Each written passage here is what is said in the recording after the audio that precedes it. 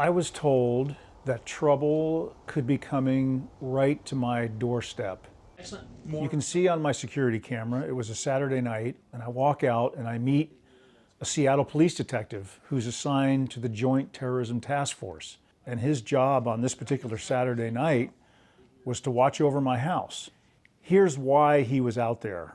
A couple days just before that, I got a call to come into the United States Attorney's Office, and 2 FBI agents were there, and they told me that they thought that Atomwaffen could be coming to my house.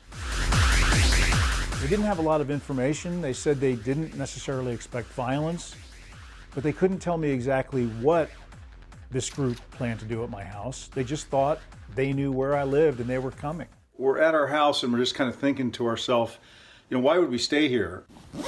We didn't waste any time. We had the kids pack their bare essentials into a bag and throw it into the trunk of the car. And we went and we stayed in a motel for several nights. Just wondering if you can put into words that initial feeling when I called you. I just wanted to grab the kids and take them home. And then I realized home is the one place where we shouldn't be. We also had a 24/7 security team that followed us wherever we went. For instance, if one of the kids came home to get their clothes or pick something up, All good? one of those security guards went with them. FBI's been outside now for, I guess, more than 3 hours, and there's just nothing going on. The FBI warned me that just because Atomwaffen was a no-show on one particular night, it didn't mean that this whole thing was over. It's a couple days later now. It's actually Wednesday night, and I have just noticed something in my mailbox that doesn't look quite right. There's a letter in there that has a label on it, a typed label that's been taped onto the envelope. Looks suspicious to me. I didn't open the letter. I brought it to the FBI office, and agents opened it and they showed it to me. I did take that letter as a threat. It's covered in swastikas. It shows a phony reporter. It says, "You've been visited by your local Nazis." One thing you have to know about Atomwaffen is they're not just Nazis. They have this insane belief that Charles Manson was onto something. This is a 1960s mass murderer who killed innocent people to try to start a race war. They would write "death to pigs" on the wall in their victims' blood at their crime scenes. And the letter to me says "death to pigs." They're saying, we have your home address, and we idolize a man who slaughtered people in their homes.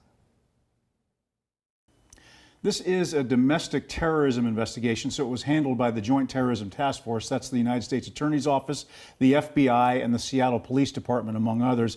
And their job is to get ahead of crimes like this, in some cases to try to stop them before they happen. And I want to tell Brian Moran and Agent Duda and Carmen Best of the Seattle Police Department how much I appreciated that they gave me just enough of a heads up. They didn't tell me a lot about what was going on, but enough to get my family out of there for a little while. I'm really thankful for that. Yeah, it's clear really that this scary. is not a game to the FBI. They're taking this very seriously. But from a personal level, Chris, how are you and your family doing?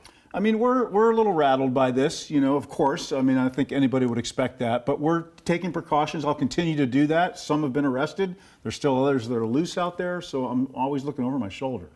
It's really scary, too, because it's all because you're trying to expose the fact that they hate people who are brown like me or people who are Jewish. I mean, they're just so racist. I think that's why they figured they needed to do something, right? This exposure was clearly getting to them in these chat messages that the FBI has intercepted.